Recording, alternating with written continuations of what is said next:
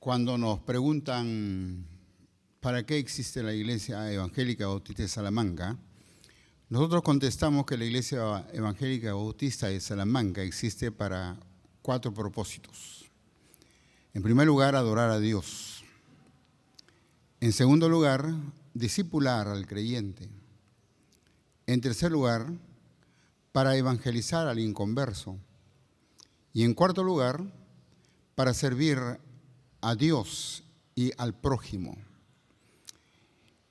Y eso envuelve todo el ministerio de la Iglesia Evangélica Bautista de Salamanca. En eso estamos.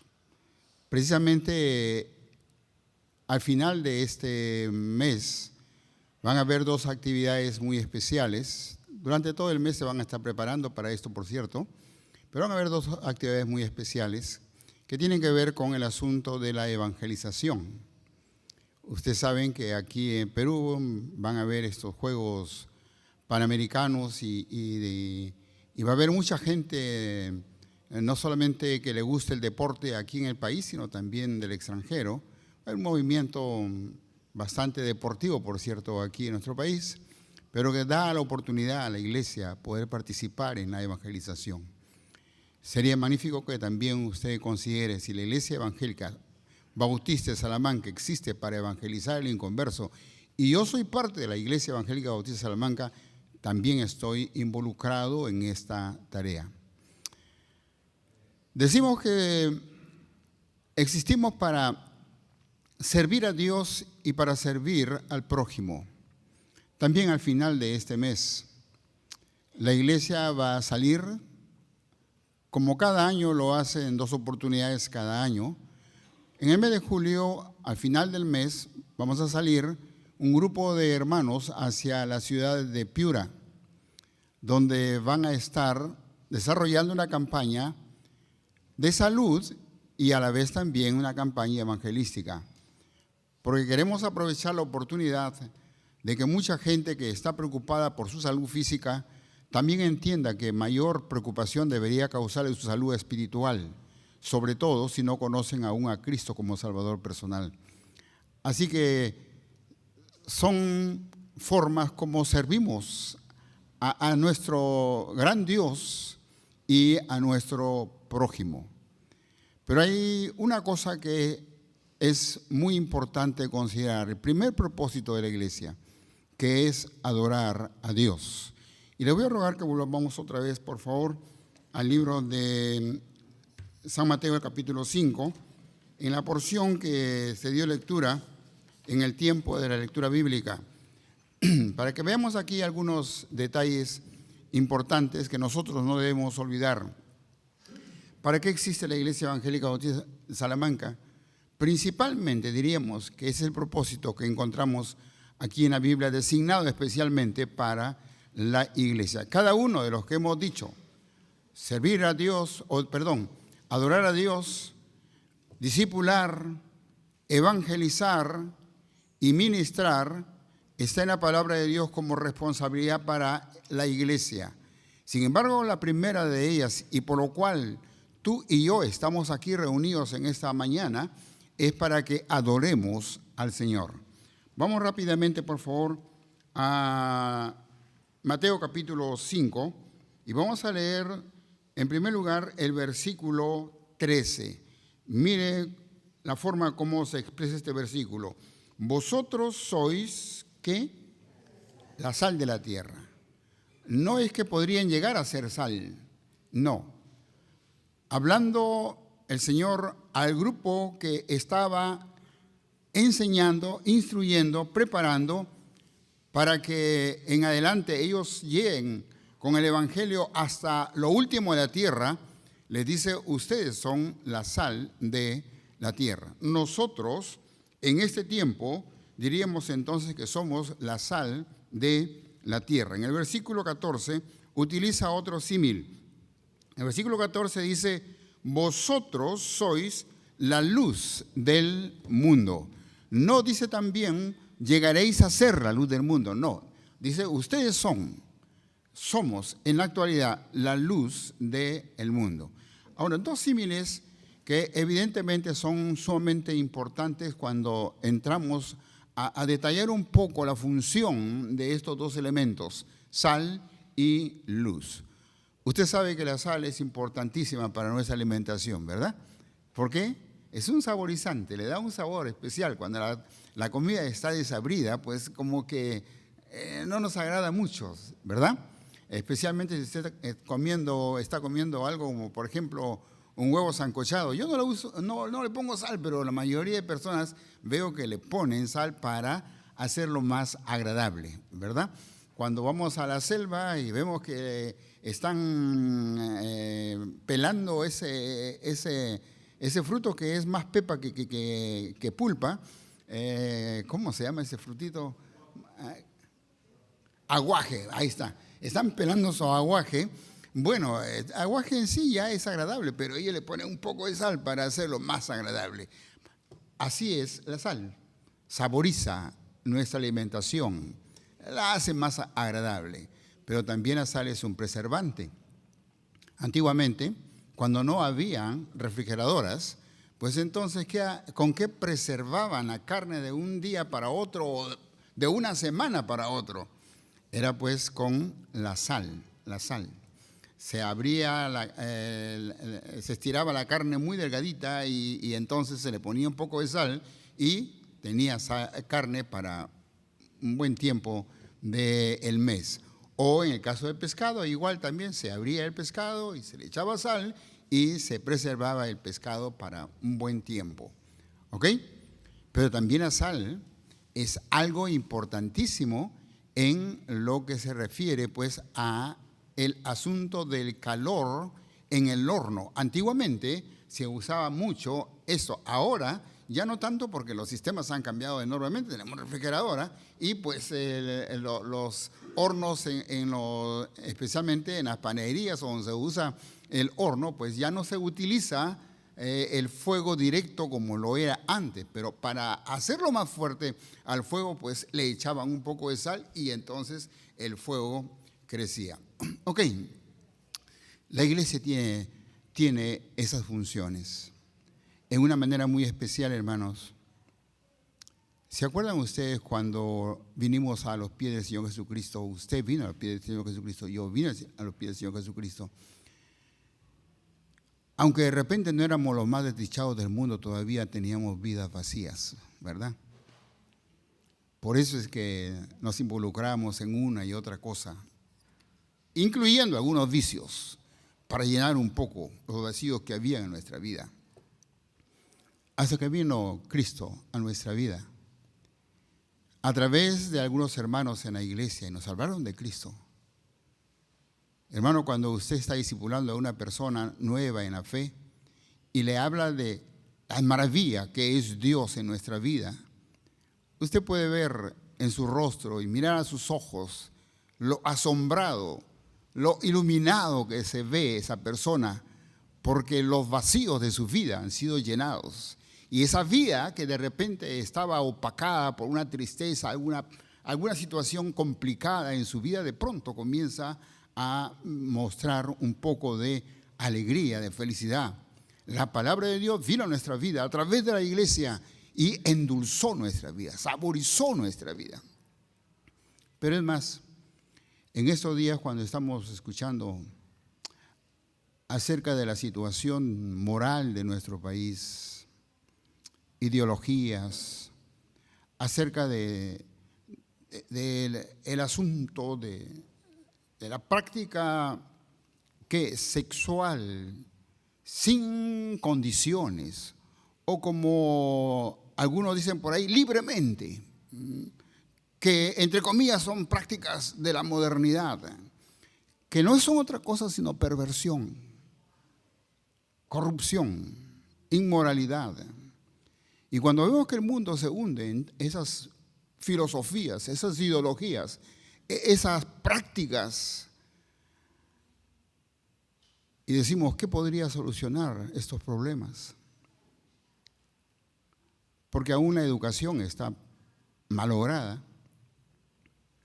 El curso de educación sexual en los colegios no es otra cosa que la distribución de preservativos. Entonces, ¿cómo se podría solucionar este problema? Dios tiene su solución en usted y en mí. ¿Que somos qué? Sal. Sal. Para preservar. Ha funcionado en nosotros mismos, porque muchos de nosotros hemos venido después de una vida corrupta. Hemos venido siguiendo las huellas tal vez de nuestros padres que estaban hundidos también en algún tipo de vicio. Y gracias al Señor, somos distintos, somos una nueva criatura. Las cosas viejas han pasado, todo ha sido hecho nuevo a partir de que recibimos a Cristo como Salvador personal. Oh, hermanos, qué importante es que cada día en nuestra vida recordemos que somos sal.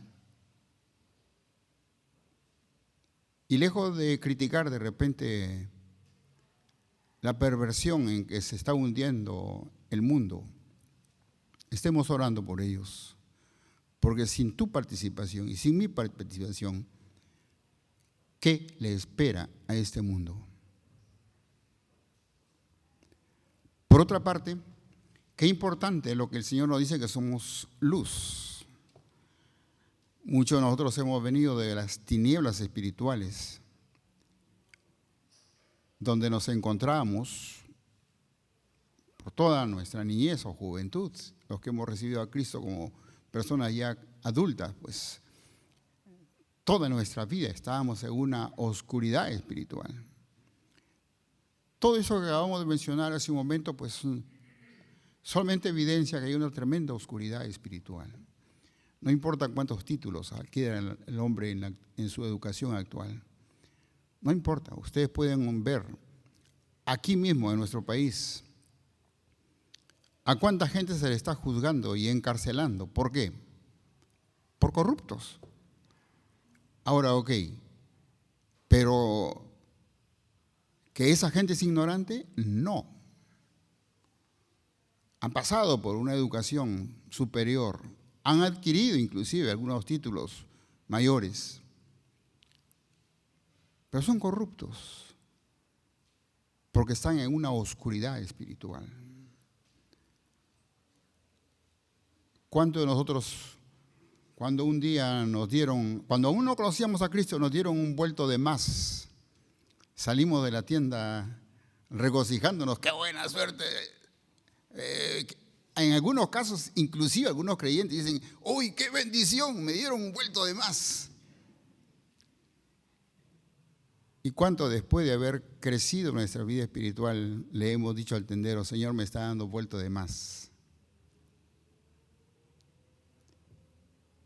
¿Qué nos cambió? La luz de Cristo que vino a nuestra vida para que nosotros seamos luz. Ahora bien, mire usted cómo termina diciendo esta porción, porque tenemos que avanzar en el tema. Mire lo que dice el versículo 16. Así alumbre vuestra luz delante de los hombres. ¿Para qué? ¿Para qué? Para que vean vuestras buenas obras. Ahora, las buenas obras no nos salvan. Es recién cuando somos salvados que podemos hacer buenas obras. Así lo dice el Nuevo Testamento. Hemos sido llamados con el Evangelio, hemos creído en Él y el Señor nos ha incorporado a practicar las obras que Él preparó de antemano para esta gente. De modo entonces que, mis queridos hermanos en el Señor Jesucristo, qué importante es que entendamos. La gente está viendo y la gente está viviendo lo que nosotros hacemos. Aunque de repente nos quieran ignorar, aunque de repente nos consideren pues que gente con pensamiento antiguo, no importa. Todavía la gente está viendo a través de las obras la fe que tenemos en el Señor Jesucristo.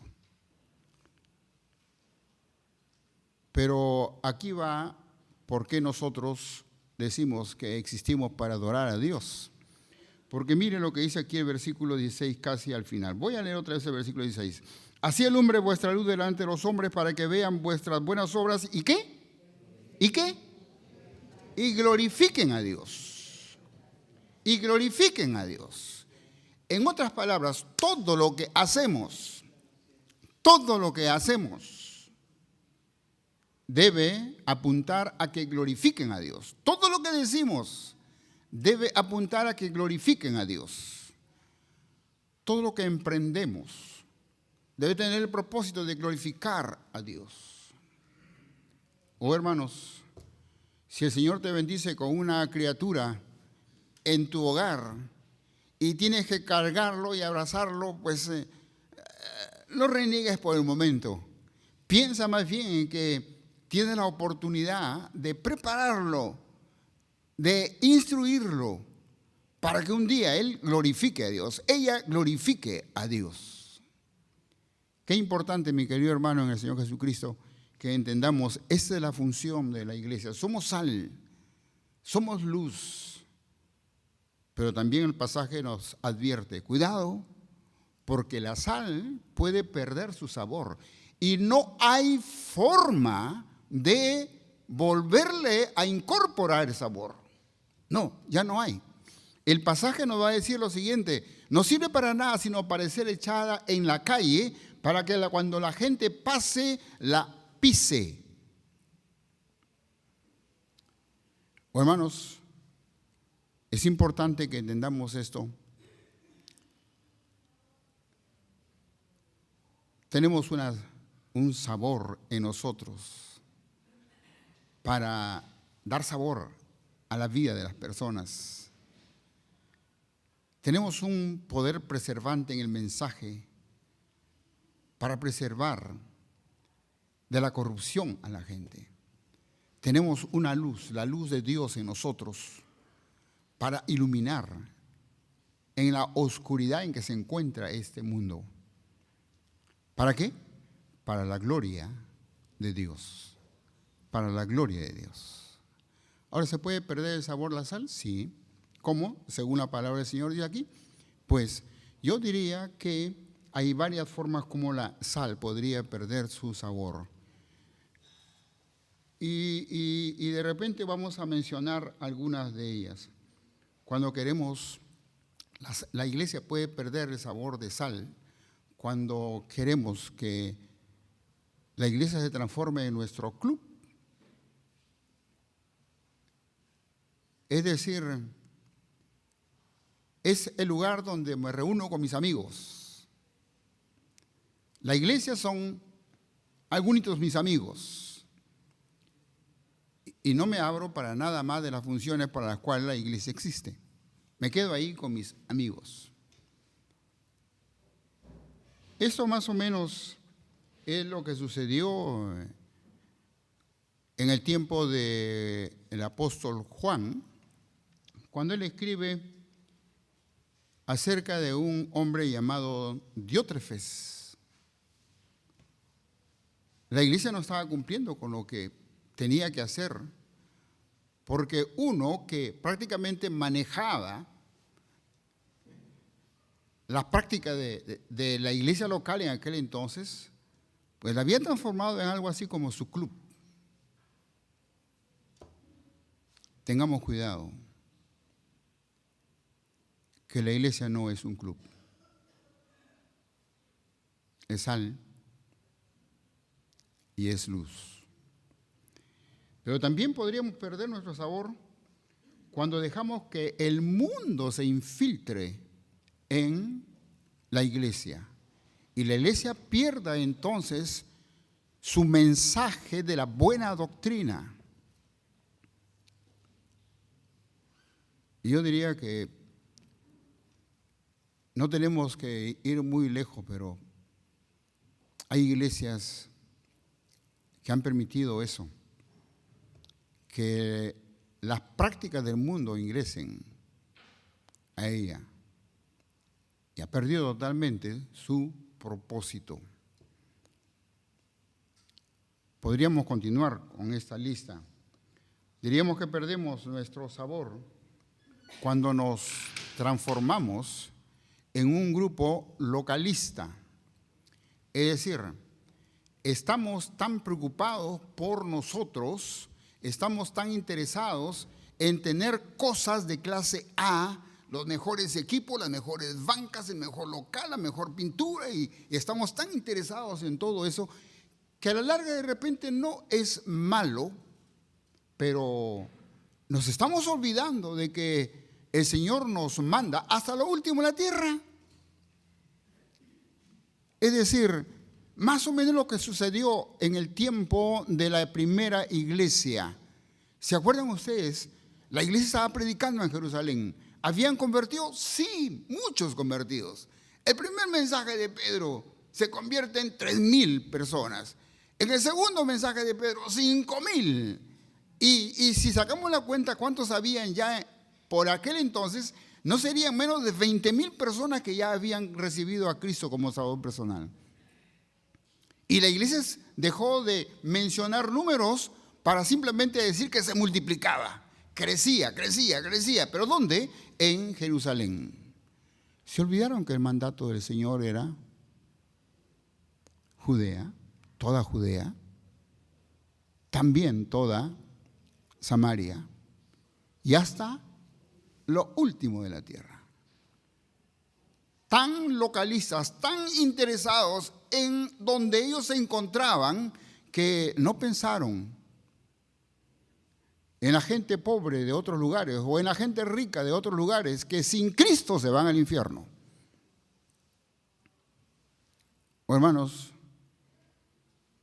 cuidado con perder nuestro sabor, porque el día que lo hagamos no serviremos para nada, sino para ser echados en la calle y ser pisoteados por los hombres.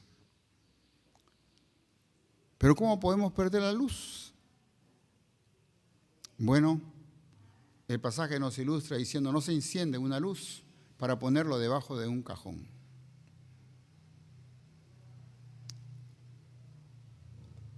Y a veces es lo que sucede. Es decir, nos enclaustramos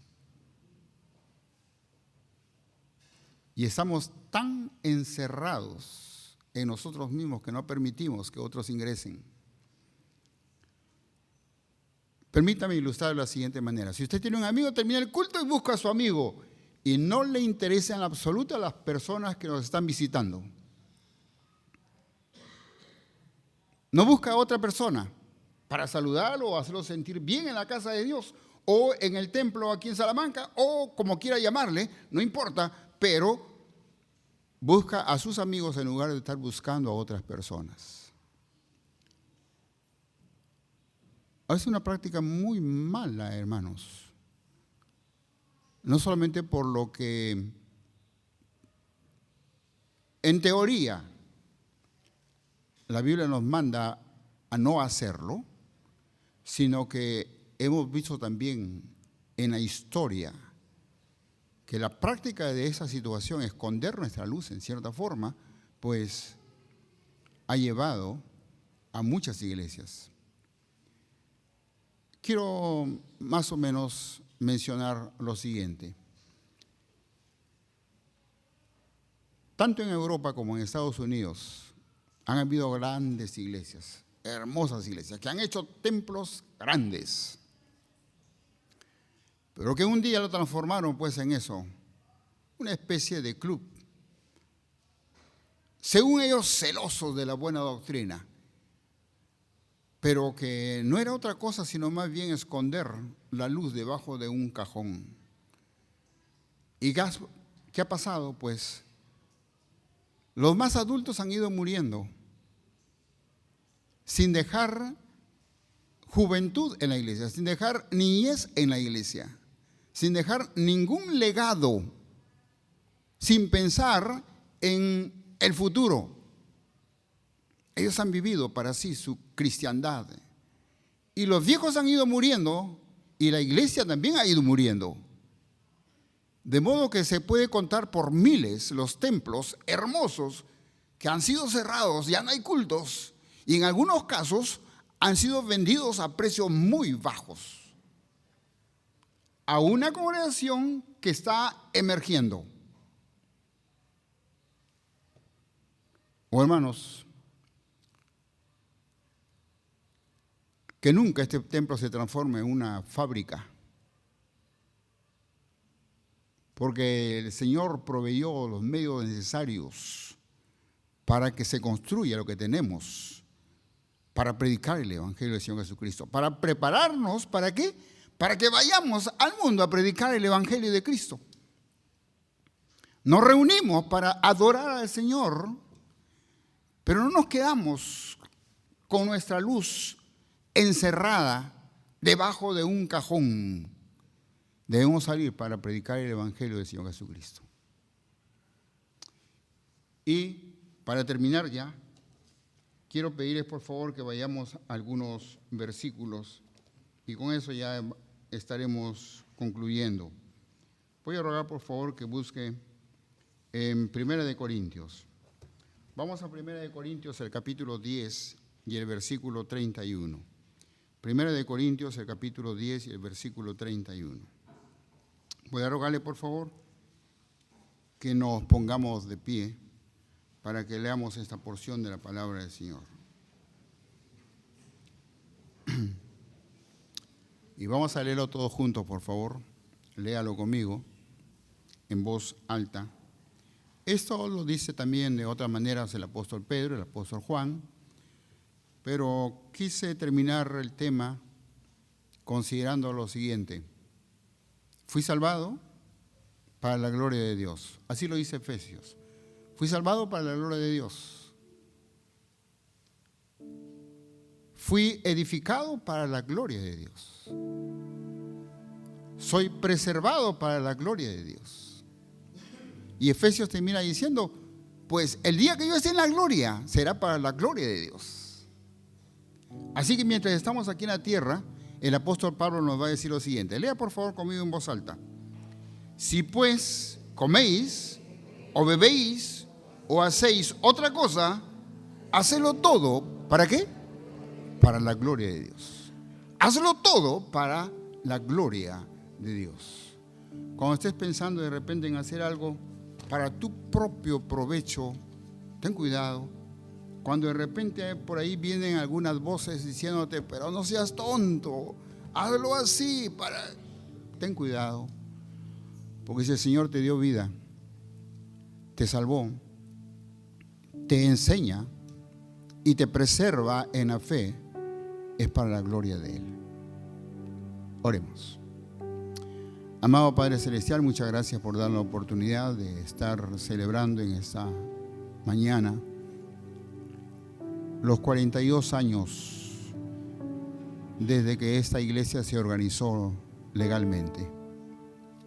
Te agradecemos, Padre Celestial, por cada cosa que tú has hecho en nuestras vidas, por cada talento que has puesto en nosotros, por cada don con que nos has enriquecido en nuestra vida, oh Dios.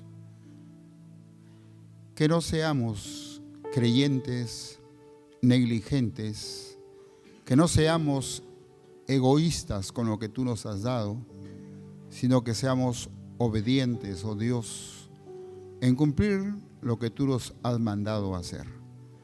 Bendícenos, Padre Celestial, y que esta iglesia tenga un ministerio grande, siempre fructífero, hasta cuando tu amado Hijo, nuestro Señor Jesucristo, venga por nosotros. Te lo rogamos en el nombre del Señor Jesús. Amén. Gracias, hermanos. Adelante.